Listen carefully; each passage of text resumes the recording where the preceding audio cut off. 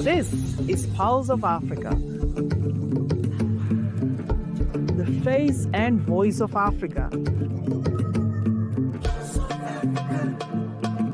The story of resurgent and burgeoning Africa is here, only on the Pulse of Africa channel.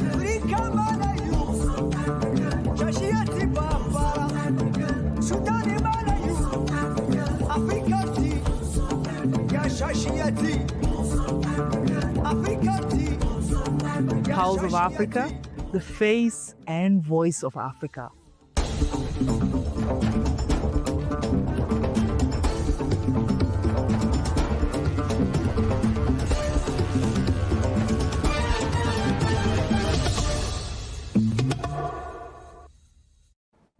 Hello and welcome. I am Samia Mohammed, your host for this hour's news. We'll be bringing you stories from across the continent, so stay tuned for updates. Let's begin from Tunisia. Tunisian President Kais Saied met with visiting Minister of the Interior and Safety of the Republic of Korea, John Hae-chol, on Monday. The Tunisian presidency said in a statement. During the meeting, Saied said Tunisia is committed to further strengthening friendly ties and cooperation with the Republic of Korea, particularly in the economic, social, and digital security fields. He also hailed the Korean experience in the governance and democratic transitions through investment in new technologies and its initiative to launch a platform to listen to citizens and their suggestions on the development of political strategies and government action plans, the statement said. For his part, John reaffirmed the Republic of Korea's willingness to reinforce the already excellent bilateral cooperation, noting the mutual support and solidarity shown in the Tunisian people's successful fighting against COVID-19. Rwandan President Paul Kagame, who also serves as the African Union champion for domestic health financing, has held discussions with Ambassador Amatum Amoa, EU Commissioner for Health, Humanitarian Affairs and Social Development, and Dr. Delese Mimi Darko, Director General of the African Medicines Agency. The meeting held in Kigali focused on accelerating the operationalization of the AMA and exploring strategies to strengthen health system across the continent. The AMA, headquartered in Kigali, Rwanda, aims to enhance the regulation and availability of safe, effective and affordable medicines throughout Africa. President Kagame reaffirmed his commitment to supporting the agency mandate as a part of broader efforts to ensure health security and self-reliance for the continent.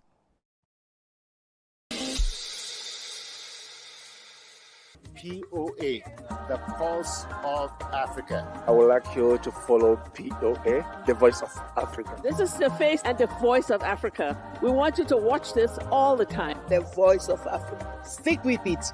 You will see Africa, how it will change for the better.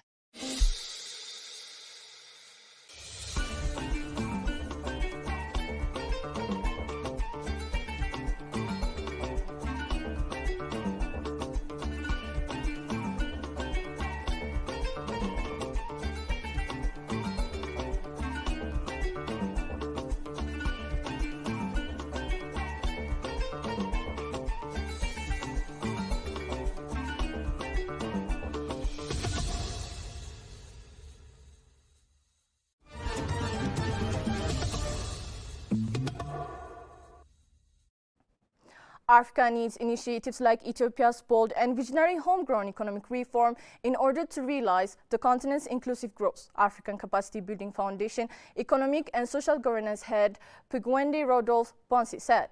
Key achievements of Ethiopia's homegrown economic reform include economic growth, record export revenues, and a notable reduction in inflation, supported by transition to a more market-oriented system and efforts to improve fiscal management and foreign exchange. In an inclusive interview with the Pulse of Africa, Bonsi commended Ethiopia's vision of homegrown solutions. Stating the power of vision and leadership as an instrumental for Africa's sustainable growth, the head noted that having vision, leadership, and boldness in making things happen is crucial for realizing the continent's inclusive growth. I think what I am seeing here is this vision, boldness to make things move and to design another narrative. That's something that we believe we can make it happen. Bonsi also praised the government's reform initiatives happening in the taxation area and the performance from the tax administration of the country. According to him, there are some reforms in terms of making the development visible to citizens that show taxes have been used to be more effective in the development. I think this is something that builds trust. The third and final G20 Environment and Climate Sustainability Working Group technical and ministerial meeting kicked off on Monday in Cape Town. Opening the ECSWG meeting, South African Minister of Forestry, Fisheries and the Environment, Dion George, said the deliberation this week would lay the groundwork for the adoption of the Ministerial Declaration, also to be known as the Cape Town Declaration. The declaration would represent the first G20 environmental outcome crafted on African soil and serve as a blueprint for practical cooperation rooted in evidence and focused on delivery, he said. According to the minister, the declaration would affirm three commitments: accelerating implementation of existing international agreements, deepening cooperation between developed and developing countries through finance, technology, and capacity support, and strengthening transparency and accountability across all areas of environmental action. Throughout the week, delegates will deliberate on 6 priority areas: biodiversity and conservation, land degradation, desertification, drought and water sustainability, chemicals and waste management, climate change, air quality, and oceans and coasts. The outcome of the G20 meeting, which runs until Wednesday, will inform decision at the G20 ministerial meeting from Thursday to Friday and feed into the G20 Leaders Summit next month.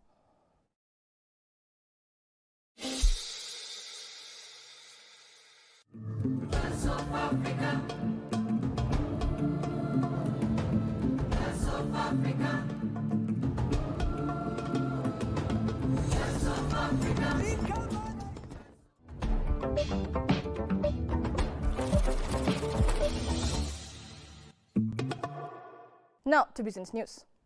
Kenyan lawmakers have passed a bill to regulate digital assets like cryptocurrencies, a senior parliamentarian said on Monday, as it seeks to boost investment into the sector by putting clear rules in place for the emerging industry. Legislators enacted the Virtual Asset Service Providers Bill last week, said Kuria Kimeni, the chairman of the Finance Committee in the National Assembly, seeking to address worries over the lack of clear regulation to govern the sector. The move puts the East African nation one step away from joining others like South Africa as the only African nations with laws to govern the digital assets industry, he said, adding President William Ruto now needs to sign into law. The act set out as the central bank as the licensing authority for issuance of stable coins and other virtual assets, while the capital markets regulator will license those who wish to operate crypto exchanges and other trading platforms.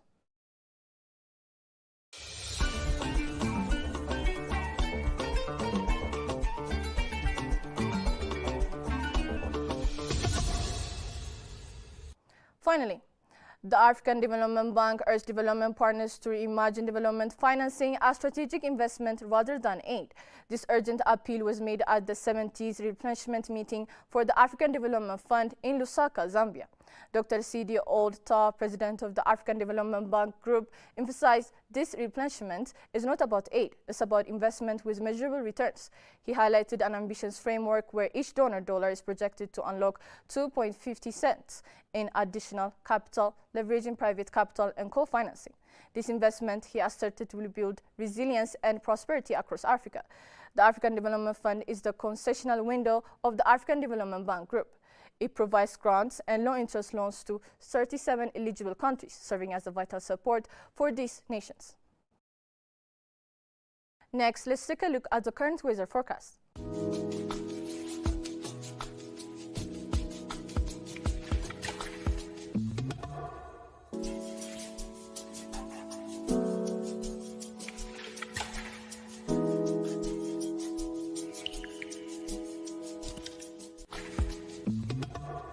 That's all from Post of Africa today. Thank you for being with us.